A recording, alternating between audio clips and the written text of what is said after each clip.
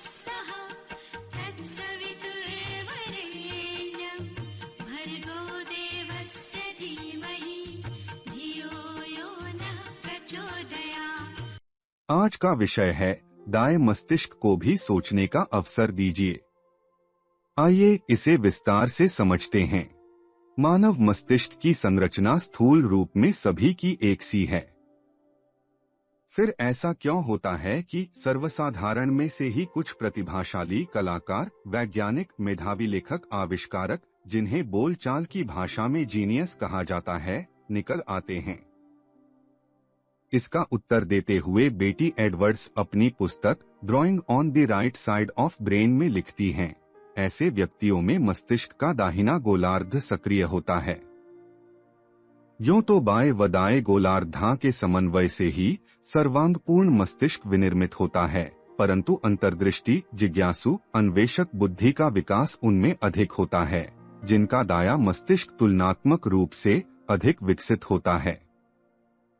यह कहानी बड़ी विचित्र एवं रोमांचक है। सृष्टा ने यह खेल क्यों व किस प्रकार रचा, यह समझ से परे है। मानवीय काया का सारा दारोमदार संचालन दायित्व उसने मस्तिष्क के जिम्मे सौंपा।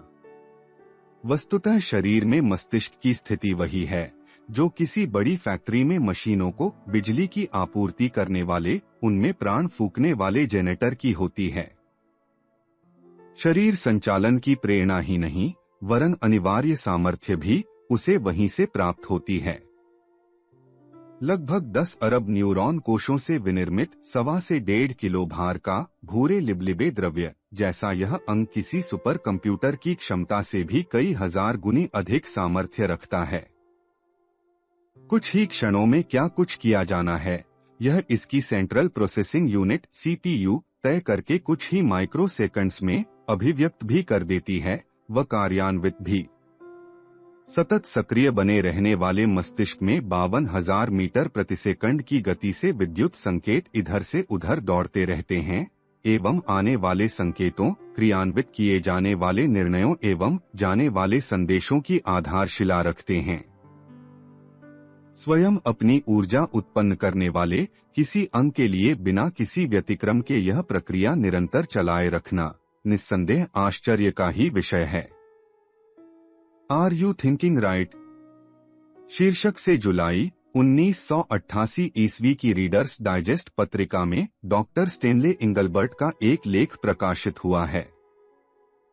इस विचारोत्तेजक लेख में डॉक्टर इंगलबर्ट ने मस्तिष्क से जुड़े एक महत्वपूर्ण प्रसंग दाहिने मस्तिष्क की अप्रतिम भूमिका का वर्णन करते हुए लिखा है, हम में से अधिकांश व्यक्ति अपने अंदर छिपे सामर्थ्य को नहीं पहचान पाते, सही सोच नहीं पाते, इसी कारण उन महत्वपूर्ण उपलब्धियों से वंचित ही रह जाते हैं जिनकी प्रचुरता प्रतिभा संपन्न महामानवों में पाई जाती रही है।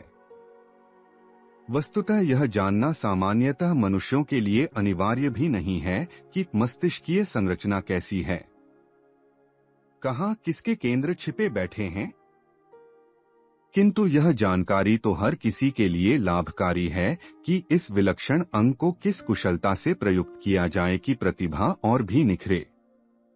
विद्वान लेखक का मत है कि हम सामान्यतः दाहिने गोलार्ध को कलाकारिता का, भाव संवेदनाओं का केंद्र मानते हैं एवं बाएं गोलार्ध को प्रतिभा का, क्रिया कौशल का एवं विलक्षण स्मरण शक्ति का। यह सभी जानते हैं कि बायां गोलार्ध शरीर के दाहिने अर्धांग का संचालन करता है एवं दायां गोलार्ध शरीर के बाएं अर्धांग का, किंतु दैनंदिन क्रियाकलापों में ऐसा नहीं है। हर वस्तु जिसे हम याद करने का प्रयास करते हैं कि कहाँ रखी गई थी, अथवा कोई व्यक्ति विशेष जिसे कभी देखा था एवं याद किया जा रहा है, उस समय दाहिने को कम व बाएं गोलार्ध को अधिक काम में लाते हैं। जागृति की स्थिति के 16 घंटों में यह शिफ्ट टू राइट की प्रक्रिया कार्पस कैलोजम के माध्यम से किसी विचारशील व्यक्ति में प्रति घंटे 50 वाट से भी अधिक होती है। नोबल पुरस्कार विजेता कैलिफोर्निया इंस्टीट्यूट ऑफ टेक्नोलॉजी के डॉक्टर रोजर स्पैरी एवं उनके साथियों ने मिर्गी के कई रोगियों का सर्जरी के पूर्व व बाद में विश्लेषण करके यह पाया कि मस्तिष्क के विविध क्रियाकलापों का समन्वय अथवा विभाजन कर देने पर मस्तिष्क से निकलने वाली विद्युत चिंगारियों का क्रम बदल जाता है। जिन रोगियों के दोनों गोलार्धों का मिलन बिंदु काट दिया गया है, उनमें स्प्लिट ब्रेन सिंड्रोम विकसित हो गई। न केवल दोहरा व्यक्तित्व ऐसे रोगियों में विकसित हुआ, अपितु उनकी महत्वपूर्ण विभूतियों का उचित समायोजन न हो पाने के कारण प्रतिभाशाली होते हुए भी वे उसका सदुपयोग कर सकने की स्थिति में नहीं रहे। इन सभी अध्ययनों के बाद अब न्यूरोसर्जरी संबंधी चिंतन में आमूलचूल परिवर्तन आया है एवं रचनात्मक शल्यक्रिया के लाभकारी परिणाम सामने आने लगे हैं। बाएं हाथ से कार्य करने वाले बच्चों को सामान्यतः हमारे देश में ही नहीं बल्कि पाश्चात्य देशों में भी विवश किया जाता रहा है कि वे दाहिने हाथ से काम करें। एक मान्यता हम सभी के मन में दृढ़ता से बैठी हुई है कि हर क्रियाकलाप, चाहे वह भोजन करना हो, लिखना हो या दैनंदिन कृत्यों का कोई भी पक्ष, दाहिने हाथ से ही किया जाना चाहिए।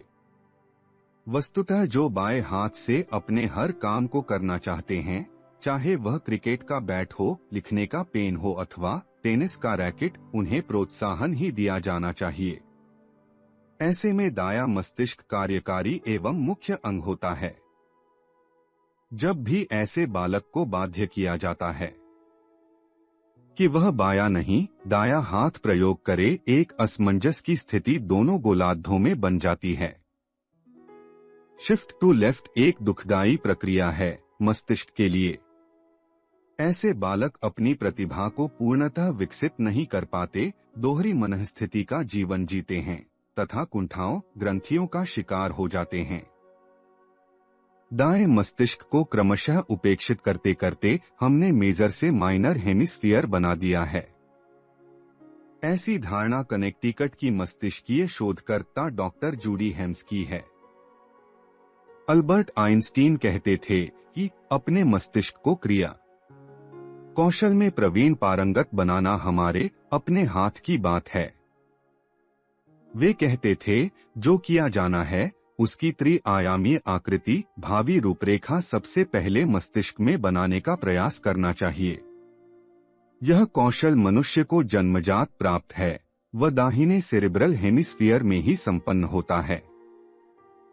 किसी भी कार्य की पूर्व योजना, उसके इफ्स व बट्स तथा प्रॉस एवं कॉन्स पर यदि चिंतन पहले कर लिया जाए, विचारों की एक इमेज दाएं मस्तिष्क में बना ली जाए, तो कार्य पूर्ण होकर ही रहता है।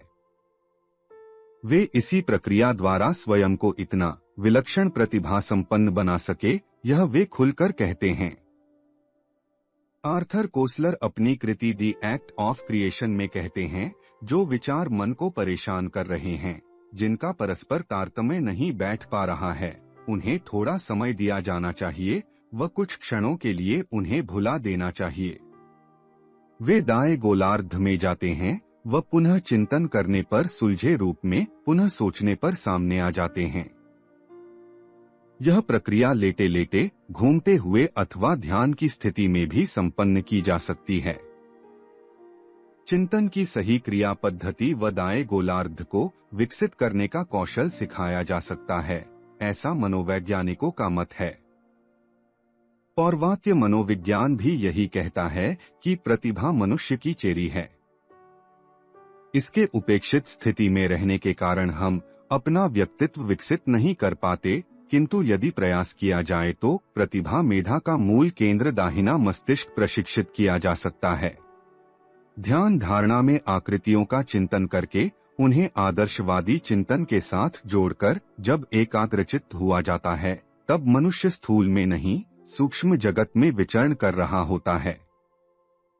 क्रमशः अंतः चक्षु खुलने लगते हैं। यह अभ्यास नित्य कुछ देर किया जाता रहे तो कोई कारण नहीं कि प्रसुप्त पड़े 93% मस्तिष्क को जागृति में न लाया जा सके।